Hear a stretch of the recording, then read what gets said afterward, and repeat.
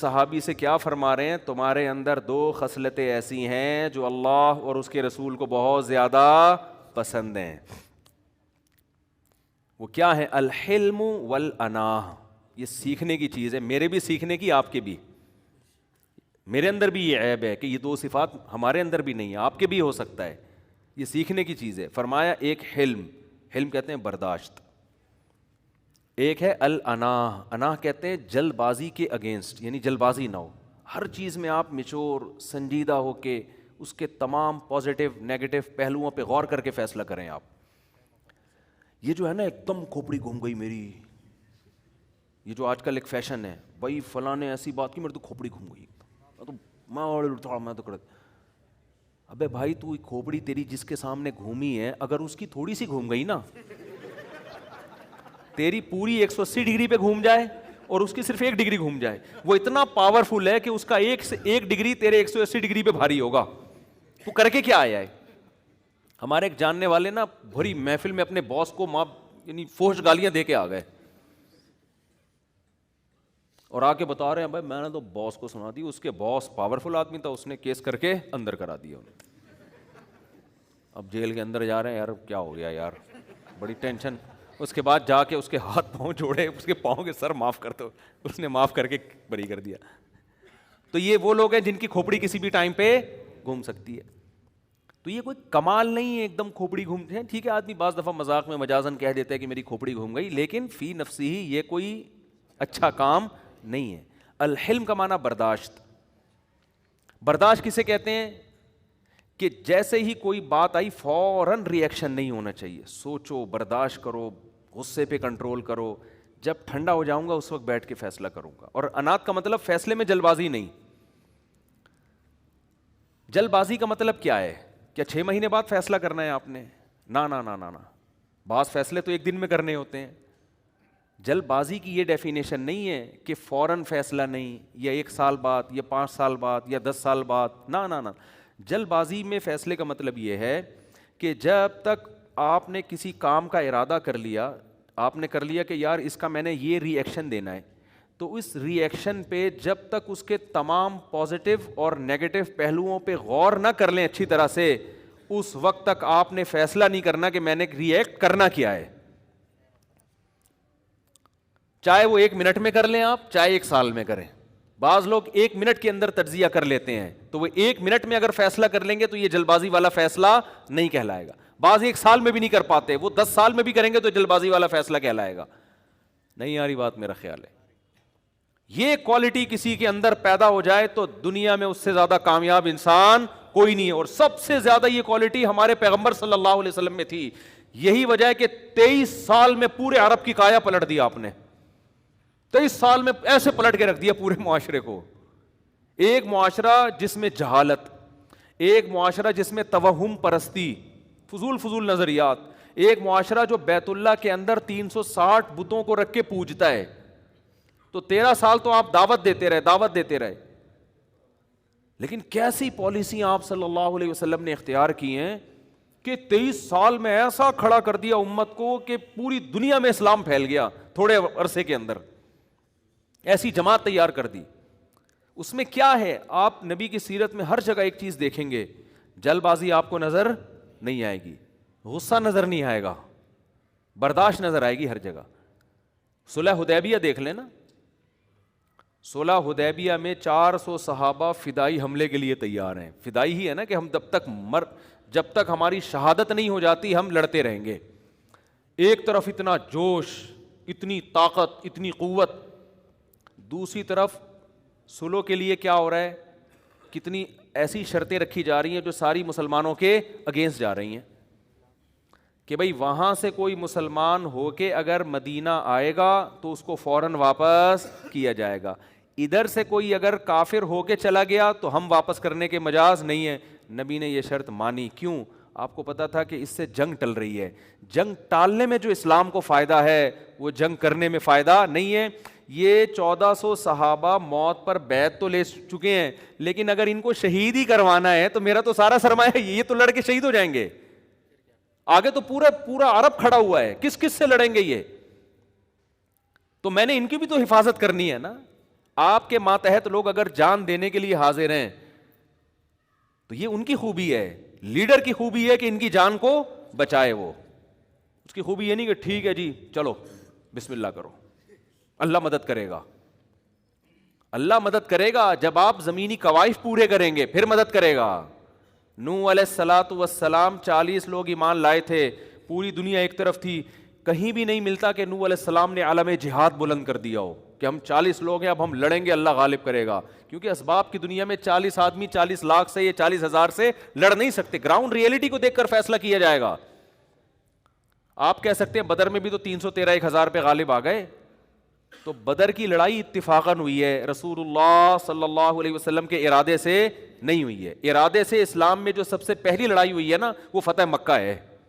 اس میں نبی نے پہل کی ہے. 10,000 کا لشکر تھا جس کو مکہ پہ لے جا کے آپ نے حملہ کیا. اس سے پہلے کوئی لڑائی نبی نے خود نہیں پہل نہیں کی ہے, ہمیشہ ان کی طرف سے پہل ہوتی تھی. آپ ڈیفینس کرتے تھے اپنا, تو ڈیفینس تو بہرحال کرنا ہے نا, تھوڑے ہوں یا زیادہ ہوں. لیکن جہاں فتح مکہ سے پہلے آپ کو لڑائی کا موقع مل رہا ہے نا حملہ کرنے کا, وہاں آپ جنگ کو ٹال رہے ہیں کہ بھئی پہلے اپنے آپ کو تو سیف کرو.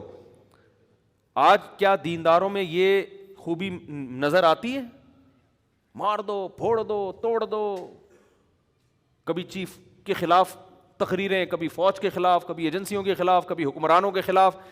اس سے عوام بڑی خوش ہوتی ہے, بھائی حکومت کا پٹھو نہیں ہے, ڈنکے کی چوٹ پہ وزیر اعظم کے خلاف بولتا ہے, ڈنکے کی چوٹ پہ فوج کے خلاف بولتا ہے, ڈنکے کی چوٹ پہ جج کے خلاف بولتا ہے.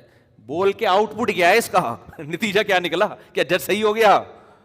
کیا اس نے صحیح فیصلہ سنا دیا؟ آؤٹ پٹ کچھ بھی نہیں ہے سوائے نعرے بازی اور ہلڑ بازی کے. 2-4 کنٹینر بک جاتے ہیں, اس کا کرایہ وصول ہو جاتا ہے. وہ جب ایک ہمارے سابق وہ تھے, ابھی تو آج کل وہ فرار ہوئے ہوئے ہیں, انہوں نے بڑے کنٹینروں کا بزنس کیا ہوا تھا نا.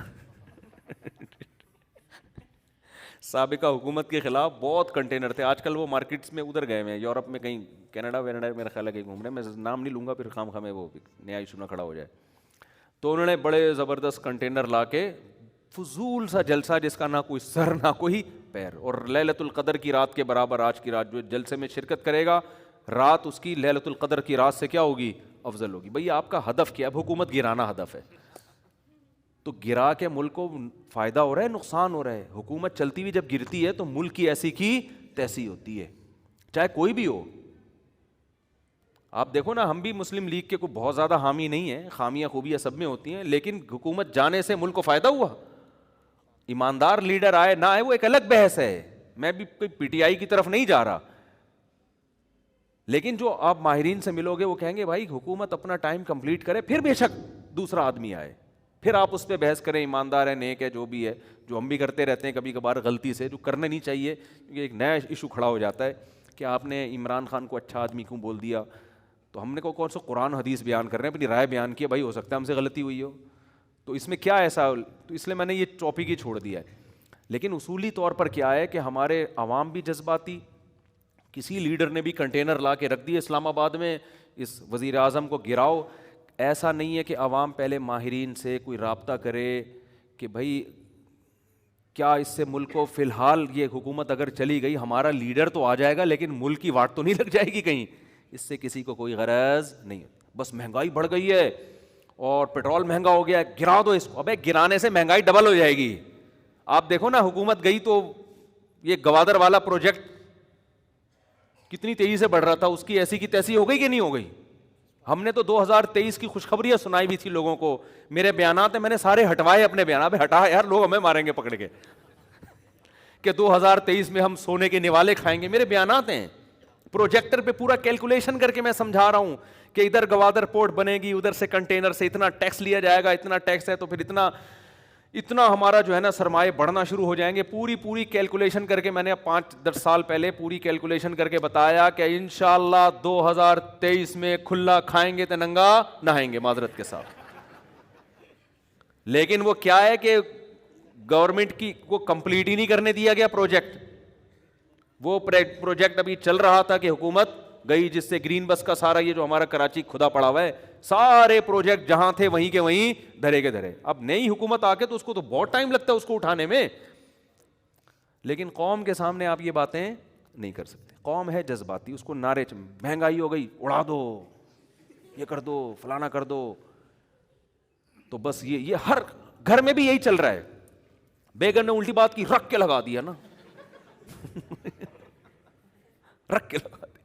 ابے بھائی ہو سکتا ہے یہ آپ کو الٹی لگ رہی ہو, یہ بات حقیقت میں الٹی نہ ہو. سنو تو صحیح, تحقیق تو کرو. آپ کے منہ سے ہو سکتا ہے سچی مچی میں بدبو ہی آ رہی ہو. وہ بول رہی ہے آپ کے منہ سے بدبو آ رہی ہے, آپ کو غصہ آ گیا. اسی طرح بیگم نے آپ کے موبائل میں کسی کا نمبر دیکھ لیا, ایک دم بدگمان ہو گئی, یہ کون ہے بھائی, یہ لڑکی کون ہے بھائی. ہو سکتا ہے یار آپ کی چچی ہو, آپ کی ممانی ہو, لیکن ایک دم جوش میں. یہ ہماری قوم کا ایک المیہ ہے. یہ اس کا غذاؤں سے بھی بڑا گہرا تعلق ہے, خوب سمجھ لو. یہ جو غذائیں ہیں نا, غذائیں, ان سے بہت گہرا تعلق ہے اس کا. نیند پوری نہ ہونے سے, غذا صحیح نہ ملنے سے, ڈپریشن سے, یہ تمام چیزیں آدمی کو جذباتی بناتی ہیں. اور اس کا کلچر سے بھی تعلق ہے, کلچر ہی جذباتی والا ہے. میں نے تو بہت ساری قوموں کو دیکھ لیا نا, مجھے پتہ چل جاتا ہے کون سے لوگ ایسے ہیں جن میں ٹھہراؤ ہے, کون سے لوگ ایسے ہیں جن میں ہلڑ بازی. مثال کے طور پر آپ بعض علاقے ایسے ہیں جس میں اگر آپ کی بائک کسی کی بائک سے ٹکرا گئی تو بعض قومیں ایسی ہیں وہ کہے گا, ہنسے گا, ارے یار تھوڑا احتیاط ہے, چلے جائے گا. بعض جگہوں پر ایسا ہوتا ہے ٹکرا ہوا, اندھا ہے, نظر نہیں آتا ہے, وہ بھی آگے جواب دے گا میں اندھا نہیں, تو اندھا ہے.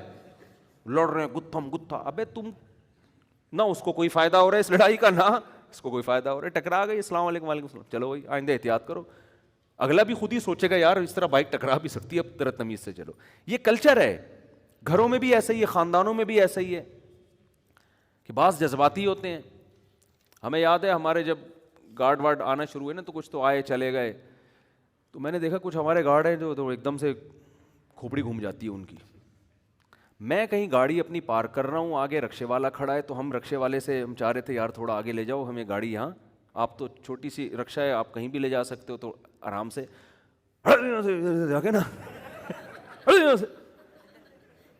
میں نے ایک دن دیکھ لیا, میں نے اس کو بلایا, میں نے کہا بھائی یہ تیرے باپ کی سڑک تو نہیں ہے نا, یہ رکشہ تیرے باپ کا ہے نہ, ہم کوئی گورنمنٹ کے کوئی آفیسر ہیں جو آ کے, اول تو یہ حکومت کے کسی آفیسر پہ بھی یہ چیزیں زیب نہیں کرتی ہے, تو تکبر ہے.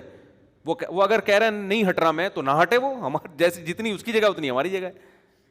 اس کو سمجھا کے نا, خیر وہ بیچارہ اللہ اس کو دنیا اور آخرت کی بھلائی ہے, پھر صحیح ہو گیا ہوگا. وہ ابھی یہاں ہے نہیں لیکن صحیح ہو گیا ہوگا میرا خیال ہے.